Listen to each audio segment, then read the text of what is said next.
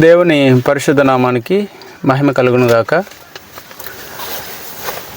ఈ యొక్క సమయంలో క్రిస్మస్ అనే దాని గురించి మనము ఆలోచన చేస్తే, క్రిస్మస్ అనేది ప్రపంచ ప్రఖ్యాతగాంచినటువంటి పండుగ. It's a biggest celebration in the world. ఎందుకు అనంటే, ఈ ప్రపంచంలో ఏ పండగకి లేనటువంటి అనేక ప్రత్యేకతలు కేవలం క్రిస్మస్ పండుగకు మాత్రమే ఉన్నాయి. ప్రపంచవ్యాప్తంగా జరిపించబడుతున్న పండుగ ఏదైనా ఉందా అనంటే అది కేవలము క్రిస్మస్ అనే మాట చెప్పడంలో ఏ మాత్రం కూడా సందేహం లేదు అని మనం చెప్పొచ్చు. అనేక దేశాల వారు, అనేక భాషలు మాట్లాడేటువంటి వారు, అనేక కేటగిరీస్కి చెందినటువంటి వారు, చిన్న పెద్ద, ఏ తారతమ్యం, ధనిక పేద అనేటువంటి తారతమ్యం భేదాలు ఏమీ లేకుండా ప్రపంచవ్యాప్తంగా జరిపించబడుతున్న పండగ ఏదైనా ఉన్నదా అనంటే అది కేవలము క్రిస్మస్ పండగ. డిసెంబర్ నెలంతా కూడా క్రిస్మస్ పండగలు, సంబరాలు మనకి ప్రపంచవ్యాప్తంగా జరుగుతాయి. వాస్తవానికి ఈ డిసెంబర్ నెలని మనము డిసెంబర్ నెల అనే దానికంటే క్రిస్మస్ నెల అంటే చాలా పర్ఫెక్ట్గా ఉంటుంది. ఈ క్రిస్మస్ సీజన్లో ఒక్కోసారి ఏమనిపిస్తూ ఉంటుంది అని అంటే, వాస్తవానికి పరలోకంలో చాలా ఆనందం, నిత్యము ఆనందము, నిత్యము సంతోషం, దేవదూతల హడావిడి, దేవుణ్ణి స్తుతించడం, ఘనపరచడం, మహింపరచడం, నిత్యము ఆనందంతో కూడి ఉంటుంది పరలోకం. అయితే అలాంటి పరలోకము సాక్షాత్తు ఈ భూమి మీదకు వచ్చినట్టుగా ఉంటుంది. ఒకవేళ సర్వే చేసి చెప్తే, ప్రపంచమంతటిని కూడా సర్వే చేసి చెప్తే, ఎక్కువ పర్సంటేజ్ ప్రజలు అత్యధికంగా ఏ నెలలో సంతోషిస్తారు, ఆనందంగా ఉంటారు అనేది ఆలోచిస్తే నాకు తెలిసి డిసెంబర్లో అత్యధికమైనటువంటి ఆనందం ఉంటుంది అనేది కూడా చెప్పడంలో ఏమాత్రం అతిశయోక్తి కాదు. చెప్పే విషయంలో సందేహం ఏమాత్రం పడాల్సినటువంటి అవసరము లేనేలేదు.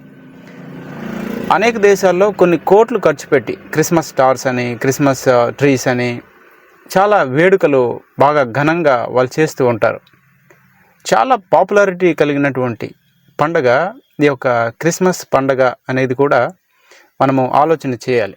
ఇంకో విషయం ఏంటంటే, ఈ క్రిస్మస్ అనేటువంటి పండుగ కేవలము భూమి మీద మాత్రమే కాదు, అంతరిక్షంలో కూడా జరుపుకున్నారు. రీసెంట్గా నాసా వాళ్ళు ట్విట్టర్లో పోస్ట్ చేసినటువంటి ఒక వీడియో న్యూస్లో మనకి వేయటం కూడా, సునీత విలియమ్స్ గారు తర్వాత వాళ్ళ బృందం వాళ్ళు స్పేస్లో ఉండి క్రిస్మస్ సెలబ్రేషన్ అనేది చేసినట్టుగా, క్రిస్మస్ శుభాకాంక్షలు అక్కడి నుంచి సమస్త ప్రజలకు వాళ్ళు తెలియజేసినట్టుగా మనం చూస్తాం. క్రిస్మస్ అనేది భూమి మీదే కాదు కానీ అంతరిక్షంలో కూడా జరుపుకుంటున్నారు. నాకు తెలిసి ఆ రీతిగా ప్రపంచ చరిత్రలో, మానవ చరిత్రలో ఇంతవరకు అలాంటి ఘట్టాలు జరగలేదు. అంత ప్రత్యేకత ఈ క్రిస్మస్ అనేటువంటి పండుగకు ఉంది. నిజంగా మనం సంతోషించాలి. దాన్ని బట్టి అందరూ ఆరాధిస్తున్నటువంటి దేవుడు మరి ఎంత గొప్పవాడో, ఎంత సత్యవంతుడో, ఎంత నిజమైన వాడో అనే విషయాన్ని దీన్ని బట్టి కూడా మనం ఖచ్చితంగా ఆలోచించవచ్చు. అలాంటి దేవుడిని నేను కూడా సొంత రక్షకునిగా కలిగి ఉన్నందుకు నిజంగా ఒక క్రైస్తవునిగా నేను గర్వపడుతూ ఉన్నాను. చాలా సంతోషము అనిపిస్తూ ఉంది. ఎందుకు ఇంత సంతోషం ప్రజలకి?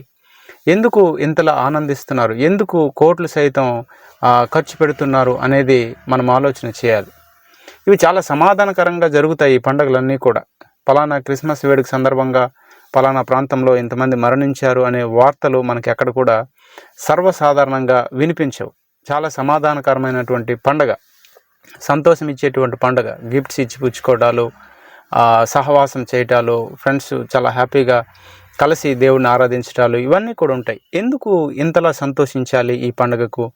ఎందుకు ఇంతలా ఆనందించాలి ఈ పండుగ కోసం అనేది మనం ఆలోచన చేస్తే, మరి సాక్షాత్తు సర్వసృష్టికి కారణభూతుడైన భూమిని, ఆకాశమును, సూర్యచంద్ర నక్షత్రాలను, నిన్ను, నన్ను, సమస్తాన్ని సృష్టించినటువంటి దేవాది దేవుడే, ఆత్మస్వరూపమైనటువంటి దేవాది దేవుడే మానవుడిగా ఈ భూలోకానికి రావడము అనేది మనం ఖచ్చితంగా గమనించాలి. నిజంగా సర్వసృష్టిని సృష్టించినటువంటి దేవాది దేవుడు మనిషిగా ఈ భూలోకానికి రావడం అనేది చాలా అసలు గూస్ బంప్స్ అనేది మనకు రావాలి ఖచ్చితంగా. దేవుడే మనిషిగా భూలోకానికి వచ్చి మానవుడిగా మనుషుల మధ్య ఆయన నివసించడము అనేది చాలా గొప్ప సంగతి. అందుకే మనం సంతోషించాలి. ఇదే లూకాసు వార్తలో ఏమని రాయబడి ఉందనంటే, లూకాసు వార్త 2వ అధ్యాయము 8 నుంచి కొన్ని వచనాలు చదివితే, కొంతమంది గొర్రెల కాపర్లు పొలంలో ఉండి గొర్రెలు కాస్తూ ఉంటే పరలోకం నుంచి దేవదూత వారి మధ్యకు వచ్చినప్పుడు ప్రకాశమానమైన వెలుగు అక్కడ కలిగినప్పుడు గొర్రెలు భయపడుతూ ఉంటే, భయపడకండి, ప్రజలందరికీ కలగబోయే మహా సంతోషకరమైన సువార్త నేను మీకు తెలియజేస్తున్నాను అని దేవదూతలు చెప్పినట్టు అక్కడ చూస్తాం.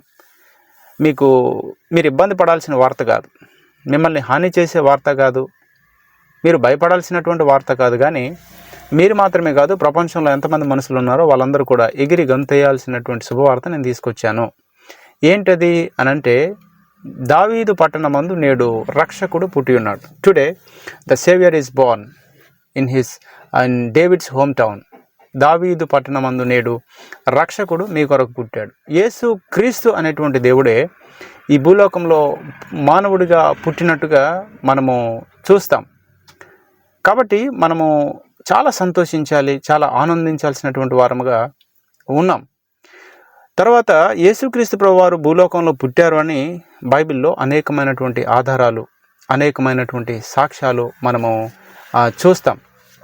ఇప్పుడు లూకాసు వార్తలో ఏం రాయబడి ఉంది అనంటే, 19వ అధ్యాయం 10వ వచనంలో, నశించిన దానిని వెదకి రక్షించడానికి మనుష్య కుమారుడు ఈ లోకానికి వచ్చాడు అనేటువంటి మాట మనం అక్కడ చూస్తాం.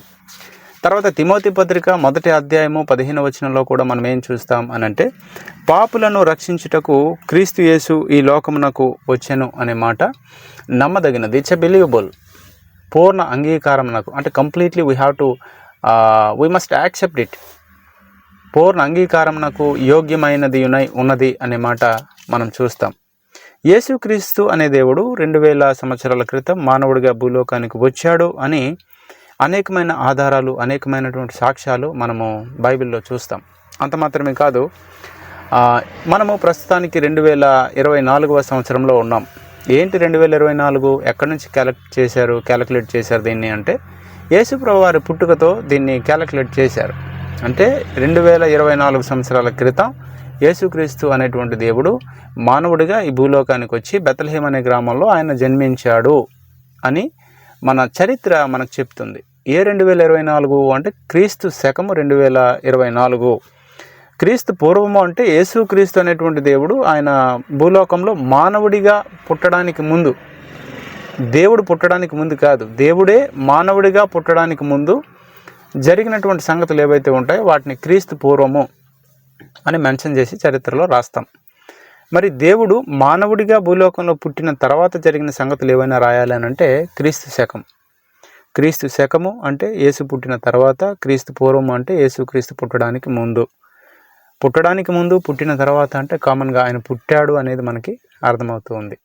ఒకవేళ యేసు ప్రభువారు అంటే మనకి నచ్చినా నచ్చకపోయినా కూడా ఆయన పుట్టలేదు, ఆయన రాలేదు అని చెప్పడానికైతే అవకాశం లేదు. చరిత్ర కూడా చెప్తూ ఉంది. ఆయన చరిత్రను విభజన చేయగలిగిన శక్తివంతుడైన దేవుడు, చరిత్రను విభజన చేయగలిగిన పరిశుద్ధుడైనటువంటి దేవుడు, ప్రజలను మరి మంచిగా ఇంపాక్ట్ చేసినటువంటి ఆయన. చరిత్ర రాసేటప్పుడు కూడా వరల్డ్ ఫేమస్ లేకపోతే ప్రపంచ ప్రఖ్యాతగాంచిన వ్యక్తుల్ని తీసుకున్నప్పుడు అందులో అలెగ్జాండర్ని తీసుకున్నారు, జూలియస్ సీజర్ని తీసుకున్నారు, యేసు ప్రభువారిని తీసుకున్నారు. ఈ యొక్క చరిత్ర రాయటానికి రిఫరల్ పాయింట్గా ఎవరిని పెట్టుకోవాలి అనేది ఆలోచన చేసినప్పుడు మరి జూలియస్ సీజర్ కానివ్వండి, అలెగ్జాండర్ ది గ్రేట్ కానివ్వండి, రక్తపాతం చేసి వాళ్ళ రాజ్యాలను స్థాపించారు. అట్లాంటి వారి పేరు కాదు, కానీ శాంతియుతంగా తన యొక్క సామ్రాజ్యాన్ని కట్టినటువంటి యేసుక్రీస్తు ప్రభువారి యొక్క పేరును బట్టి చరిత్రను వాళ్ళు విభజన చేసినట్టుగా మనము చూస్తూ ఉన్నాం. కాబట్టి చరిత్ర కూడా యేసుక్రీస్తు ప్రభువారు వచ్చారు ఈ భూలోకానికి అని చెప్తూ ఉంది. ఒకవేళ ఆయన నచ్చకపోతే that's your wish, that's your opinion. కానీ యేసుక్రీస్తు అనేటువంటి ఆయన వచ్చాడు. మరి 1971వ సంవత్సరం జూలై 30వ తేదీన కూడా మరి అంతరిక్షంలోకి వెళ్ళినటువంటి జేమ్స్ బి ఇర్విన్, లేకపోతే కొంతమంది వ్యోమగాముల యొక్క టీం వాళ్ళు ఇచ్చినటువంటి సాక్ష్యాలను కూడా మనము చూస్తాం. అంతరిక్షంకి వెళ్ళి వాళ్ళు వచ్చిన తర్వాత భూలోకంలో మరి అనేక చోట్ల ఒక కాన్ఫరెన్సెస్ లేకపోతే కొన్ని ప్రెస్ కాన్ఫరెన్సెస్ కానివ్వండి, కొన్ని మీటింగ్స్ కానివ్వండి ఏర్పాటు చేసినప్పుడు వాళ్ళు అనేక మందికి వాళ్ళు చంద్రమండలానికి వెళ్ళి అక్కడ జీప్ కూడా డ్రైవ్ చేసిన తర్వాత వాళ్ళు కిందకు వచ్చి ఆ వీడియోలు అనేకులకు చూపించినప్పుడు అనేక మంది వాటిని చూసి ఆశ్చర్యపడుతూ ఉన్నప్పుడు వాళ్ళు ఇచ్చినటువంటి స్టేట్మెంట్స్ కూడా చాలా అద్భుతంగా ఉన్నాయి. ఏంటి వాళ్ళు ఇచ్చినటువంటి అద్భుతమైన స్టేట్మెంట్? వాళ్ళు చూపించిన వీడియో ద్వారా అనేక మంది జేమ్స్ బి ఇర్విన్ వైపు లేకపోతే ఆ టీం వైపు వాళ్ళ దృష్టి, వాళ్ళ యొక్క ఫోకస్ మళ్ళిస్తున్నప్పుడు, లేకపోతే ఆ క్రెడిట్ అంతా కూడా వాళ్ళకే ఇస్తున్నప్పుడు, మరి దేవుని అంగీకరించినటువంటి వారైనటువంటి ఆ వ్యోమగాములు ఆస్ట్రోనాట్స్ ఎవరైతే ఉన్నారో వాళ్ళు దేవుని వైపు వీళ్ళ యొక్క దృష్టిని మళ్లించాలి, ఈ క్రెడిట్ అంతా దేవునికి రావాలి అనేటువంటి ఉద్దేశంతో వాళ్ళు ఇచ్చినటువంటి స్టేట్మెంట్ కూడా ఉంది. ఒక సర్వసాధారణమైనటువంటి మానవుడు చంద్రమండలానికి వెళ్ళడం, అడుగు పెట్టడం అనేది గొప్ప విషయం కాదు. ఇట్స్ నాట్, ఇది నార్మల్ థింగ్. ఇది పెద్దగా మాట్లాడుకోవాల్సినటువంటి ఘనకార్యం ఏమీ కాదు అని చంద్రమండలానికి వెళ్ళి వచ్చినటువంటి ఆయన చెప్తున్నారు. కానీ భూమిని, ఆకాశాన్ని, సర్వ సృష్టిని సృష్టించినటువంటి దేవాది దేవుడే మానవుడిగా మానవుల రక్షణ కొరకు భూలోకానికి రావడం అనేది గొప్ప సంగతి. మనం ఎవరైనా మనుషులు ఘనకార్యం చేస్తే వాళ్ళ వైపు మన దృష్టి నిలుపుతాం. అలాంటి మనుషులు చెప్తూ ఉన్నారు, మానవుడు చంద్రమండలానికి వెళ్ళడం కాదు గొప్ప, పరలోకం నుంచి దేవుడు మానవుడిగా భూలోకానికి రావడం అని చెప్తున్నారు. అనేకమైన చారిత్రక ఆధారాలు యేసుక్రీస్తు అనేటువంటి దేవుడు ఈ భూలోకానికి రావడం అనేది గొప్ప సంగతి అనేటువంటి విషయాన్ని గమనించాల్సినటువంటి అవసరత ఉంది. బైబిల్లో కూడా యేసుక్రీస్తు ప్రభువారు భూలోకానికి వచ్చినట్టుగా ఉంది. వచ్చినప్పుడు తనతో 12 మంది శిష్యులను ఏర్పాటు చేసుకున్నారు. 12 మంది శిష్యుల్లో ఒకడైన యోహాను అనే భక్తుడు తన మొదటి పత్రికలో మొదటి అధ్యాయంలో మొదటి వచనంలో ఇలా రాశాడు, జీవవాక్యమును గూర్చినది ఆది నుండి ఏది ఉండెనో, మేమేది వింటిమో, కన్నులారా ఏది చూచితిమో, ఏది నిదానించి కనుగొంటిమో, మా చేతులు దేనిని తాకి చూచినో అది మీకు తెలియజేయుచున్నాము. యేసుప్రభువారితో ప్రయాణం చేశారు, కలిసి భోజనం చేశారు, కలిసి ప్రార్థన చేశారు. వాళ్ళ చేతులతో వాళ్ళు యేసుప్రభువారిని తాకారు. అది మేము మీకు చెప్తున్నాం. Just we are the eye witness. మేము ప్రత్యక్ష సాక్షులము, ఆ తరంలో ఉన్నటువంటి వాళ్ళము, ఆ తరంలో జీవిస్తున్నటువంటి వాళ్ళము. యేసుప్రభువారు చనిపోయి 100 సంవత్సరాల తర్వాత పుట్టి మీకు ఈ విషయాలన్నీ చెప్పడం లేదు, కానీ ప్రత్యక్ష సాక్షులం మేము అన్నట్టుగా ఇక్కడ చెప్తూ ఉన్నారు. ఆ జీవం ప్రత్యక్షమాయను, తండ్రి యొద్ద ఉండి మాకు ప్రత్యక్షమైన ఆ నిత్య జీవమును మేము చూచి ఆ జీవమును గూర్చి సాక్ష్యమిచ్చుచు దానిని మీకు తెలియపరుచున్నాం.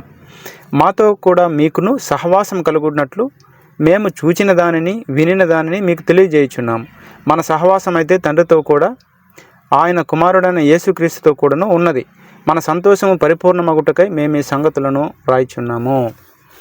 అంటే ప్రత్యక్ష సాక్షులమైన మేమేది కనుక్కున్నామో, ఏది చూచామో, ఏది విన్నామో, ఏది తాకామో అది మీకు చెప్పినప్పుడు మనందరం కలిసి సంతోషించగలుగుతాం, నమ్మగలుగుతాం, ఆయన నిజమైన దేవుడు అనేటువంటి సత్యంలోకి రాగలుగుతాం అనే ఉద్దేశంతో ఈ మాటలు మీతో చెప్తున్నాము అని భక్తుడైనటువంటి యోహాను ఇక్కడ చెప్పినట్టుగా మనము చూస్తూ ఉన్నాం.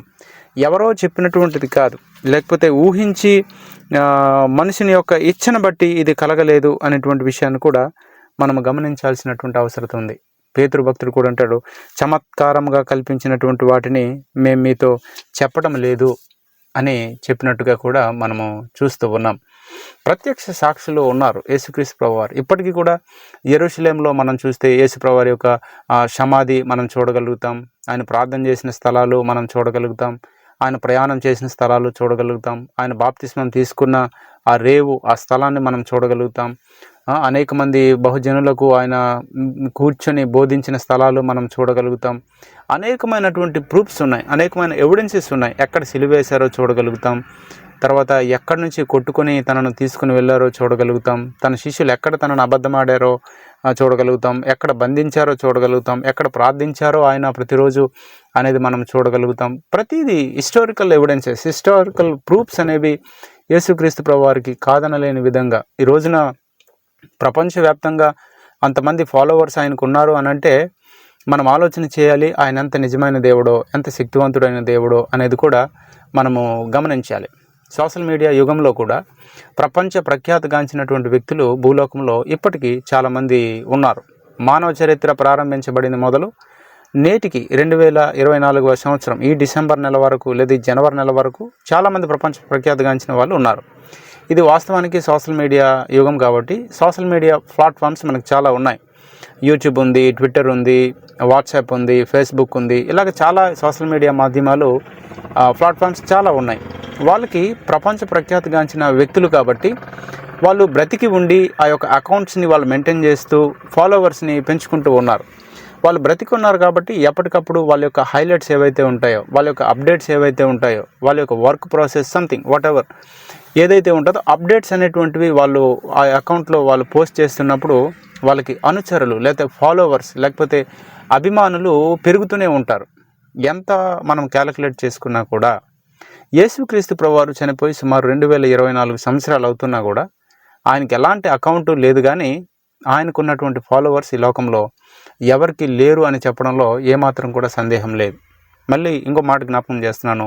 ఈ సోషల్ మీడియా ప్లాట్ఫామ్స్ ఏవైతే ఉంటాయో వాటిలో అకౌంట్ క్రియేట్ చేసుకొని సెలబ్రిటీస్ ఎవరైతే ఉంటారో వాళ్ళ యొక్క అప్డేట్స్ పోస్ట్ చేస్తుంటేనే, ఎప్పటికప్పుడు అప్డేట్స్ వాళ్ళు ఇస్తుంటేనే వాళ్ళకి ఫాలోవర్స్ పెరుగుతూ ఉంటారు.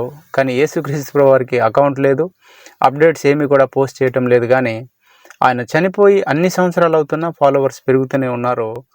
మనం నిన్నటి నుంచి మొన్నటి నుంచి అకౌంట్ మనం మెయింటైన్ చేస్తూ ఉండవచ్చు, కానీ ఆయన 2024 ఇయర్స్ వరకు ఏ అకౌంట్ లేదు, కానీ ఆయనకు ఉన్నటువంటి ఫాలోవర్స్ ఈ లోకంలో ఎవరికి లేరు. మరొక మాట, ఈ సెలబ్రిటీస్ అనేటువంటి వారు ప్రపంచ ప్రఖ్యాతిగాంచిన వాళ్ళు ఎవరైతే ఉన్నారో వాళ్ళ అకౌంట్ క్రియేట్ చేసుకుంటారు. అయితే వాళ్ళు చనిపోయిన తర్వాత వాళ్ళ అకౌంట్లో ఉన్నటువంటి ఫాలోవర్స్ అందరూ కూడా అన్ఫాలో చేస్తారు, లేకపోతే ఆ అకౌంట్ ఆ రోజుతో కంప్లీట్ అయిపోతూ ఉంది, ఆ అకౌంట్ నామరూపాలు లేకుండా పోతుంది. కానీ యేసుక్రీస్తు ప్రభువారి యొక్క అకౌంట్లో ప్రపంచవ్యాప్తంగా ఫాలోవర్స్ ఉన్నారు. చదువుకున్న వాళ్ళు ఉన్నారు, చదువు లేని వారు ఉన్నారు, ఎంతోమంది ఫాలోవర్స్ యేసు ప్రభువారికి ఉన్నారు. కారణం ఏంటి అని అంటే ఆయన నిజమైనటువంటి దేవుడు, సాక్ష్యాలు, ఆధారాలు, రుజువులతో కూడినటువంటి దేవుడుగా ఆయన ఉన్నాడు. అందుకే ఆయన అన్నాడు, యెహోవా ఉత్తముడని రుచి చూచి తెలుసుకోండి అని చెప్తున్నాడు. ఈ ప్రపంచంలో ఆయన అంగీకరించిన శాస్త్రవేత్తలు కానివ్వండి, గొప్ప గొప్ప పండితులు కానివ్వండి, జ్ఞానవంతులు కానివ్వండి, విద్యావంతులు కానివ్వండి, ఆయన పరిశీలించారు. అనేక మంది మరి గొప్ప గొప్ప వ్యక్తులు కూడా ఆయన యందు విశ్వాసం ఉంచుతున్నారు అంటే వాళ్ళు పరిశీలించారు. యేసు ప్రభులో తప్పులు పడదామని ఆయన గురించి, ఆయన జీవితాన్ని గురించి ఆలోచించి, ధ్యానించి, విమర్శించి కూడా ఆయనలో ఉన్నటువంటి మంచిని గమనించి రక్షణలోకి వచ్చినటువంటి వాళ్ళు ప్రపంచవ్యాప్తంగా చాలామంది ఉన్నారు అని అంటే ఆయన ఎంత గొప్పవాడో, ఎంత నిజమైన వాడో, ఎంత సత్యవంతుడో, ఎన్ని ఆధారాలతో ఉన్నటువంటి దేవుడో మనం గమనించవచ్చు. ఆ దేవుడు భూలోకానికి మానవుడిగా వచ్చాడు అని అనేకమైనటువంటి సాక్ష్యాలు, అనేకమైనటువంటి ఆధారాలు ఉన్నట్టుగా మనం చూడగలుగుతాం. అయితే ఆ దేవుడు భూలోకానికి వచ్చాడు. అయితే ఫైనల్గా మనం చూస్తే ఎందుకు ఆయన భూలోకానికి రావాల్సి వచ్చింది అని అంటే ఈ లోకంలో మానవునికి రక్షణ అనే కాన్సెప్ట్ ఒకటి ఉంది. ఖచ్చితంగా రక్షణ అనేది ప్రతి మనిషికి కావాలి. చూడండి, ఈ లోకంలో మనం జీవిస్తున్నప్పుడు కొన్ని కంపల్సరీ ఆస్పెక్ట్స్ మనకి ఉంటాయి, లేదంటే కంపల్సరీ థింగ్స్ మనకి ఉంటాయి ఈ లోకంలో. అవి ఖచ్చితంగా ఉండి తీరాలి అనేటట్టుగా మనకు ఉంటాయి. వాటిని మనం ఎలాగైనా పొందుకునేటువంటి ప్రయత్నం చేస్తాము, ఎలాగైనా వాటిని మనం పొందుకుంటాం. ఫర్ ఎగ్జాంపుల్, మనకి ఫ్యామిలీ ఉంది. ఈ ఫ్యామిలీ నివసించడానికి ఒక ఇల్లు అనేది ఖచ్చితంగా ఉండాలి, ఒక హౌస్ కట్టుకోవాలని చెప్పి ఎలాగైనా దానిని ప్రయత్నించి ఆ హౌస్ని మనము కంప్లీట్గా కట్టుకుంటే మనం సుఖంగా జీవించడానికి అవకాశం ఉంటుంది. మనం సుఖంగా జీవించాలి అని అంటే ఖచ్చితంగా మనకి ఇల్లు అనేది ఉండాలి. దట్ ఈస్ కంపల్సరీ ఆస్పెక్ట్ అనేది. కంపల్సరీగా ఈ లోకంలో నీకు ఉండాల్సిందే అని ఒక ఇల్లు కట్టుకున్నాం. ఒకవేళ ప్రయాణం చేయడానికి నీకు ఇబ్బందిగా ఉంది అని అంటే ఒక వాహనాన్ని నువ్వు కొనుక్కుంటావు, బైక్ లేకపోతే car, something whatever it is, దాన్ని కొనుక్కుంటావు. This is also compulsory aspect in your life. ఎలాగైనా దాన్ని పొందుకోవాలి, అది ఖచ్చితంగా ఉండి తీరాలి నీకు. దాన్ని నువ్వు ఎలాగైనా పొందుకుంటావు. బట్టలు ఉండాలి, బట్టల్ని ఎలాగైనా నువ్వు పొందుకుంటావు. ఇలాగా ఈ లోకంలో మనిషికి చాలా కంపల్సరీ ఆస్పెక్ట్స్ అనేవి చాలా ఉంటాయి, కంపల్సరీ థింగ్స్ అనేవి ఉంటాయి, అనేకమైన అంశాలు ఉన్నాయి మనం ఖచ్చితంగా కలిగి ఉండాల్సినవి. అలాగే ఈ లోకంలో వాటితో పాటు వాటన్నిటికంటే ప్రాముఖ్యంగా రక్షణ అనేటువంటి కాన్సెప్ట్ ఒకటి ఉంది. రక్షణ అనేది నీకు అవసరమై ఉన్నది. ఈ భూలోకంలో నువ్వు ఆస్తిపరుడు కావచ్చు, ధనం నీకు సమృద్ధిగా ఉండవచ్చు, అధికారం కలిగి ఉండవచ్చు, తలాంతులు నీకు కలిగి ఉండవచ్చు, ఈ లోకంలో ఏ లోటు లేనట్టు నువ్వు జీవిస్తూ ఉండవచ్చు. కానీ వీటన్నిటికంటే ప్రాముఖ్యంగా నీ జీవితంలో రక్షణ అనేది, నువ్వు మరణిస్తే పరలోక రాజ్యంలో ప్రవేశించుట అనేటువంటిది ఒకటి ఉంది. అయితే మత్తయి సువార్తలో మనం చూసినప్పుడు ఒక యవనస్తుడు యేసుక్రీస్తు ప్రభువారి దగ్గరకు వచ్చి అడిగాడు. బాగా డబ్బున్నటువంటి వాడే, ఆస్తిపరుడే, లోకంలో సాలిడ్గా ఉండగలడు, ఏ లోటు ఆయనకి లేదు. అలాంటి ఆయన యేసు ప్రభుతో అడుగుతున్నారు, చనిపోయిన తర్వాత నేను పరలోకం వెళ్ళాలి అంటే ఏం చేయాలి అని అడిగాడు. గమనించండి, ఈ లోకంలో బైబిల్లో ఉన్న ఈ యవనస్తుడే కాదు కానీ ప్రపంచంలో మనం చూస్తే అనేక మంది కోటీశ్వరులు ఉన్నారండి. ఈ లోకంలో ఏ లోటు లేనటువంటి విధంగా చాలామంది ఉన్నారు. ఒకసారి నేను ఒక ఇంటర్వ్యూ చూస్తూ ఉంటే, ఆయన ఒక ప్రపంచ ప్రఖ్యాతిగాంచిన వ్యక్తి, ప్రపంచానికి తెలిసినటువంటి వ్యక్తి. ఆయన యేసుక్రీస్తు ప్రభువారిని నమ్ముకున్న వ్యక్తి. ఆయన్ని ఇంటర్వ్యూ చేస్తూ ఉంటే, మీకు ఎన్ని కార్స్ ఉన్నాయో మీకు తెలుసా అంటే, నాకు తెలియదు అని చెప్తున్నాడు. ఎన్ని కార్లు ఉన్నాయో తెలియదు, ఎన్ని బంగ్లాలు ఉన్నాయో తెలియదు, ఆయనకి ఎన్ని హోటల్స్ ఉన్నాయో తెలియదు. అలాంటి కోటీశ్వరులు కూడా యేసు ప్రభువారిని ఎందుకు నమ్ముతున్నారు?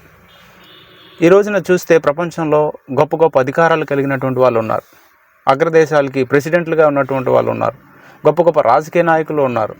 అధికార పరంగా చూసినప్పుడు బైబిల్లో చూస్తే అపోస్తలుల కార్యాలు 10వ అధ్యాయంలో కొర్నేలి అనేటువంటి ఒక 100 మంది సైనికులకు అధికారి అయినటువంటి ఆయన, Italian band of the army officer ఆయన ప్రభు అయిన యేసును సొంత రక్షకునిగా అంగీకరించాడు. లోకంలో అధికారులు ఉన్నారు, ఏం కావాలి? సమస్తము ఉన్నాయి. కానీ వాళ్ళు ఎందుకు యేసు ప్రభువారిని అంగీకరిస్తూ ఉన్నారు? ఆస్తులు కలిగినటువంటి వారు చాలామంది ఉన్నారు, తలాంతులు కలిగిన వారు చాలామంది ఉన్నారు యేసు ప్రభువారిని అంగీకరించి. కోటీశ్వరులు అయినటువంటి శాస్త్రవేత్తలు ఉన్నారు యేసు ప్రభువారిని అంగీకరించి. ఎందుకు అంగీకరిస్తున్నారు అని అంటే, రక్షణ అనేటువంటి ఒక కాన్సెప్ట్ ఉంది. ఈ లోకంలో జీవిస్తున్న జీవితమే శాశ్వతం కాదు. రక్షణ అనేటువంటిది ఒకటి ఉంది. ప్రతి మనిషి రక్షించబడాల్సినటువంటి అవసరం ఉంది. ప్రతి మనిషిలో ఒక ఆత్మ ఉంది. ఆ ఆత్మ రక్షించబడాల్సి ఉంది. పరలోక రాజ్యంలో ప్రవేశించాల్సి ఉంది. పరలోక రాజ్యంలో ప్రవేశించాలి అని అంటే ఆ మానవుడు, ప్రతి మనిషి కూడా యేసునందు విశ్వాసం ఉంచాలి. యేసునందు విశ్వాసం ఉంచాలి అని అంటే, ఆత్మ అయి ఉన్నటువంటి దేవుడే, పరలోకంలో ఉన్నటువంటి దేవాది దేవుడే మానవుడిగా భూలోకానికి రావాలి. అందుకోసం యేసుక్రీస్తు ఈ భూలోకానికి రావాల్సి వచ్చింది. అందుకే ఫిలిప్పీ పత్రికలో ఆయన గురించి ఏం రాయబడిందంటే, ఆయన దేవునితో సమానునిగా ఉండుట విడిచిపెట్టకూడని భాగ్యము అని ఎంచుకోలేదు, కానీ తను తాను రిక్తునిగా చేసుకొని ఈ భూలోకానికి వచ్చాడు అని రాయబడుతూ ఉంది. ఆయన పరలోకంలో ఉండాలి కదా, ఆత్మస్వరూపి అయిన దేవుడు కదా, పరలోకంలో ఉండి సమస్తాన్ని ఆయన నడిపించవచ్చు కదా అని మనకు అనుకోవచ్చు. కానీ ఆయన మానవుడిగా భూలోకానికి రావాలి. ఆయన యందు సమస్త మానవాళి విశ్వాసం ఉంచాలి. విశ్వాసం ఉంచిన తర్వాత రక్షణ అనే కాన్సెప్ట్ ఏదైతే ఉందో ఆ రక్షణ వాళ్ళు పొందుకోవాలి. వాళ్ళు పరలోక రాజ్యంలో ప్రవేశించాలి. నిత్య జీవానికి వాళ్ళు వారసులు కావాలి. యోహాను సువార్తలో అదే మాట ఉంది. 3వ అధ్యాయము 16వ వచనంలో, దేవుడు లోకాన్ని ఎంతో ప్రేమించాడు కాగా ఆయన తన అద్వితీయ కుమారునిగా పుట్టిన వాని యందు, అంటే యేసునందు విశ్వాసం ఉంచి ప్రతివాడు నశింపక నిత్య జీవం పొందినట్లు ఆయనను అనుగ్రహించెను అనే మాట మనం చూస్తున్నాం. అంటే యేసునందు ఎంతమంది అయితే విశ్వాసం ఉంచుతారో వాళ్ళందరూ నశించిపోకుండా, నరకానికి వెళ్లకుండా, నిత్య జీవానికి వెళ్ళేలాగా ఆయన యందు విశ్వాసం ఉంచాలని ఆయనను పరలోకం నుంచి భూలోకానికి ఆయన దిగి వచ్చినట్టుగా మనం చూస్తూ ఉన్నాం. ఆలోచన చేయండి, యేసు క్రీస్తు అందు నిమిత్తం వచ్చాడు కాబట్టి. ఈ యొక్క రక్షణ అనేది మనము ధనాన్ని బట్టి కొనుక్కోలేం, అధికారాన్ని బట్టి కొనుక్కోలేం. ధనాన్ని బట్టి కొనుక్కోగలిగితే ధనవంతులు యేసు ప్రభుని అంగీకరించేవారు కాదు. అధికారమును బట్టి కొనుక్కోగలిగితే అధికారులు యేసు ప్రభువారిని అంగీకరించేవారు కాదు. ఆస్తిపాస్తులు బట్టి రక్షణ పొందుకోగలిగితే ఆస్తిపాస్తులు ఉన్న వాళ్ళు యేసు ప్రభువారిని అంగీకరించేవారు కాదు. తలాంతులను బట్టి మనము రక్షణ పొందుకోగలిగితే తలాంతులు ఉన్నటువంటి వారు యేసుక్రీస్తు ప్రభువారిని అంగీకరించేటువంటి వారు కాదు. ఈ రోజున అనేక మంది కోటీశ్వరులు, అనేక మంది ఆస్తిపాస్తులు కలిగిన వారు, అనేక మంది అధికారులు, అనేక మంది గొప్ప గొప్ప వ్యక్తులు యేసు ప్రభువారిని సొంత రక్షకునిగా అంగీకరిస్తున్నారు. అంటే రక్షణ అనే కాన్సెప్ట్ కేవలం యేసు మాత్రమే ఇవ్వగలడు. అందుకే పరలోకం నుంచి దిగివచ్చిన దూత గొల్లలతో యేసు గురించి చెప్తున్న క్రమంలో ప్రజలందరికీ కలగబోయే మహా సంతోషం. ఎందుకు ఆ సంతోషం? ఏమిటి ఆ సంతోషం? యేసు క్రీస్తు అనేటువంటి దేవుడు పుట్టాడు, అది సంతోషం. ఎందుకు ఆ సంతోషం అనంటే, రక్షణ అనేటువంటిది కాన్సెప్ట్ ఉంది. ఆ రక్షణ అనేది యేసు మాత్రమే ఇవ్వగలడు అనే ఉద్దేశంతో దేవదూత మాట చెప్తున్నట్టుగా మనం చూస్తాం. యేసుక్రీస్తు ప్రభువారు భూలోకానికి వచ్చినప్పుడు కూడా ఆయన చెప్పినటువంటి మాట ఏంటంటే, నేనే మార్గమును, నేనే సత్యము, నేనే జీవము అని చెప్తూ ఉన్నాడు. ఎవరైనా పరలోక రాజ్యంలో ప్రవేశించాలనంటే నా ద్వారానే తప్ప వేరొక మార్గము లేదు అని ఆయన చెప్తూ ఉన్నాడు. If anybody wants to get in to heaven, definitely he has to accept Jesus as his personal saviour. ఎవరైనా పరలోక రాజ్యంలో ప్రవేశించాలని అనుకుంటే ఆయన యందు విశ్వాసం ఉంచాలి. ఆయన యందు విశ్వాసం ఉంచాలని ఆయన భూలోకానికి వచ్చాడు. ఆ రోజుల్లో ఎంతమంది అయితే ఆయన వద్దకు వచ్చి ఆయన యందు విశ్వాసం ఉంచారో వాళ్ళందరూ రక్షణ పొందుకునేటట్టుగా. ఈ రోజున ప్రపంచవ్యాప్తంగా అనేక మంది క్రైస్తవుల యొక్క పర్సంటేజ్ ఎందుకు ఇంత ఎక్కువ ఉంది అని అంటే రక్షణ అనే కాన్సెప్ట్ ఉంది. ఆ రక్షణ అనేది పొందుకోవడానికి వాళ్ళు వస్తున్నారు. ఆ రక్షణ కేవలం యేసు మాత్రమే ఇవ్వగలడు. కాబట్టి ఆ యేసునందు విశ్వాసం ఉంచాలి. ఆయన నమ్మదగిన వాడు, నీతిమంతుడు కనుక సమస్త దుర్నీతి నుంచి మిమ్మల్ని పవిత్రులుగా ఆయన చేసి తన యొక్క రక్షణ తను అనుగ్రహించేటువంటి దేవుడుగా ఉన్నాడు. కాబట్టి ఆ రక్షణ అనేటువంటిది, యేసుక్రీస్తు రాకడ అనేది అదొక రక్షణ దినంగా ఆయన లోకానికి వచ్చి మనందరి కొరకు మరణించడం అనేది మరి మన రక్షణ కార్యానికి కారణంగా మనం భావించి మన కొరకే ఆయన వచ్చాడనేటువంటి సత్యాన్ని గ్రహించి మన కోసం ఆయన ఈ లోకంలో మరణించాడనేటువంటి విషయాన్ని గమనించి మనం ఎప్పుడైతే ఆ రక్షణ భాగ్యాన్ని పొందుకునేటువంటి వారముగా మనం ఉంటామో ఆ రోజు, అలాంటి రోజు నిజమైనటువంటి క్రిస్మస్. ఏ ఉద్దేశంతో ఆయన భూలోకానికి వచ్చాడో ఆ ఉద్దేశాన్ని మనం నెరవేర్చగలిగిన వారమైతే మన జీవితంలో నిజమైనటువంటి క్రిస్మస్ అనేది ఉంటుంది. ఇలాంటి గొప్ప కృప దేవాది దేవుడు మనకును ఈ మాటలు చూస్తున్న ప్రతి ఒక్కరికును దయచేయునుగాక. Amen, amen. Thank you.